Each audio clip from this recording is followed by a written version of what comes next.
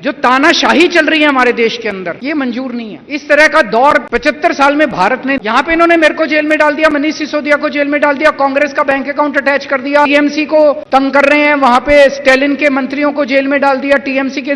तो जब विपक्षी नहीं है तो सारे वोट आप ही को मिलेंगे। नहीं देखा, पकड़ पकड़ के विपक्ष के नेताओं को जेल में डाल दो। जैसे वो रशिया के अंदर पुतिन, उसने सारे विपक्ष के नेताओं को या तो जेल में डाल दिया या मरवा दिया। सबको डाल दो जेल में, एक ही पार्टी बनेगी, बचेगी, एक ही नेता बचेगा। इन लोगों का मकसद था कि केजरीवाल को गिरफ्तार कर लो, केजरीवाल चला गया तो पार्टी टूट जाएगी, सरकार गिर जाएगी। उसका बिल्कुल उल्टा हुआ। आम आदमी पार्टी एक परिवार है। परिवार में जब मुसीबत आती है ना तो सारे और इकट्ठे हो जाते हैं, अलग अलग बिखरते नहीं हैं। उसी तरह से आप लोग भी सारे इकट्ठे हो गए और उनको मैसेज चला गया कि एक केजरीवाल को गिरफ्तार करने से काम नहीं चलेगा। आम आदमी पार्टी का हर कार्यकर्ता केजरीवाल है।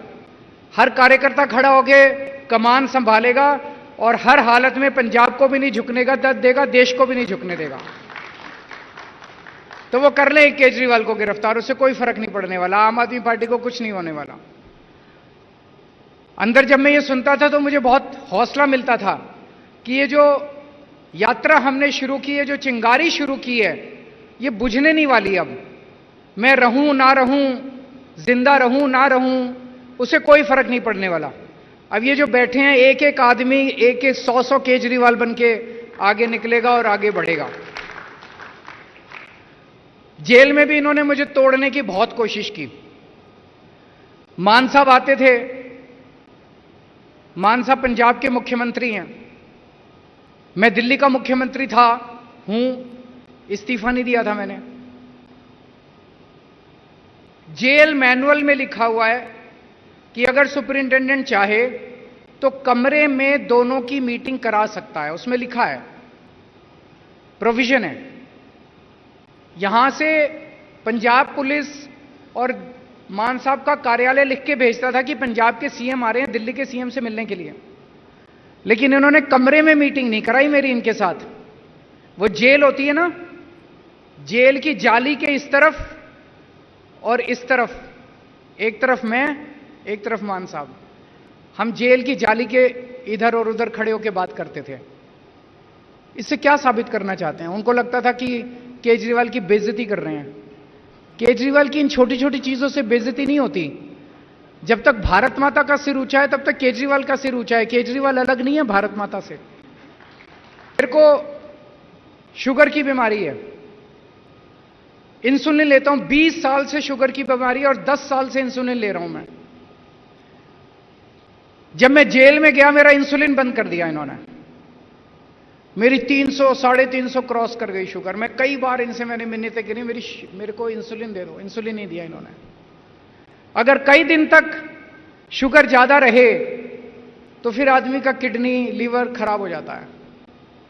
मुझे नहीं पता इनका क्या मकसद था, लेकिन इतिहास गवाह है, बड़े बड़े लोगों ने, राजे महाराजाओं ने, बड़े बड़े कई कंट्रीज के अंदर, भारत में भी इस तरह से कई बार हुआ है कि अपने विपक्ष के नेता को जेल में डाल के उसको शारीरिक हानि पहुंचाई गई है। ये क्या करना चाहते थे मुझे नहीं पता, इनका मकसद क्या था मुझे नहीं पता। मैं जिस सेल में रहता था, जिस जेल के सेल में था, उस सेल में 2 सीसीटीवी कैमरे लगे हुए थे।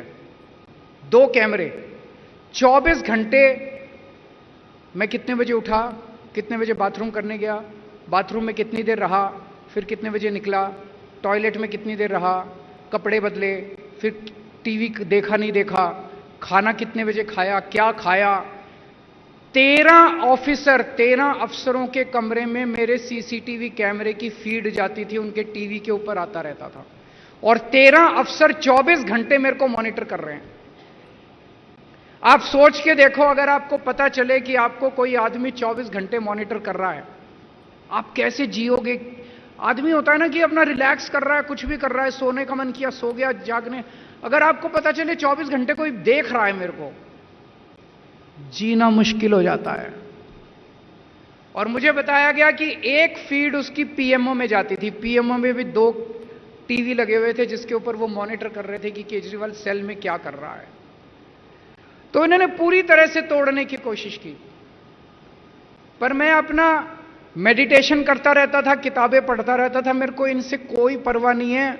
ऊपर वाले का आशीर्वाद है मेरे साथ, ताकत है मेरे अंदर, अंदर की ताकत है, क्योंकि सच्चे हैं हम लोग, सच्चाई की ताकत है हमारे अंदर।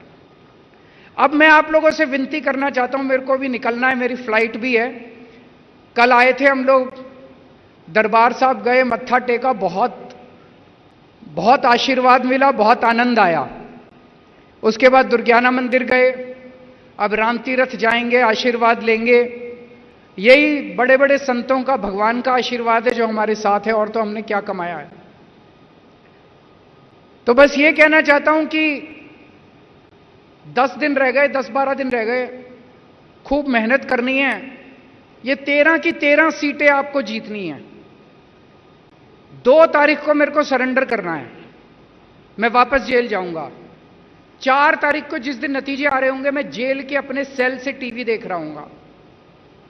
मेरे को बहुत सुकून मिलेगा जब मुझे वहां पता चलेगा कि पंजाब की 13 की 13 सीटें आम आदमी पार्टी की है। मुझे निराश मत करना, मुझे पता है आप लोग निराश नहीं करोगे। अभी मैं 24 घंटे, सुप्रीम कोर्ट ने ऊपर के वाले के आशीर्वाद से मेरे को 21 दिन दिए हैं। इन 21 दिन में मैंने तय किया है कि एक एक सेकंड, एक एक पल, एक एक क्षण मैं देश के नाम समर्पित, एक एक क्षण भी मैं खराब नहीं कर रहा। कल सुबह लखनऊ गया था, लखनऊ से सीधा पंजाब आया, पंजाब में कल कई सारे कार्यक्रम लगे थे। अब यहां से सीधा बॉम्बे जा रहा हूं और भिवंडी जा रहा हूं, भिवंडी से बॉम्बे जाऊंगा आज ही, और वहीं से रात को लेट नाइट दिल्ली पहुंचूंगा। जो तानाशाही चल रही है हमारे देश के अंदर, ये मंजूर नहीं है।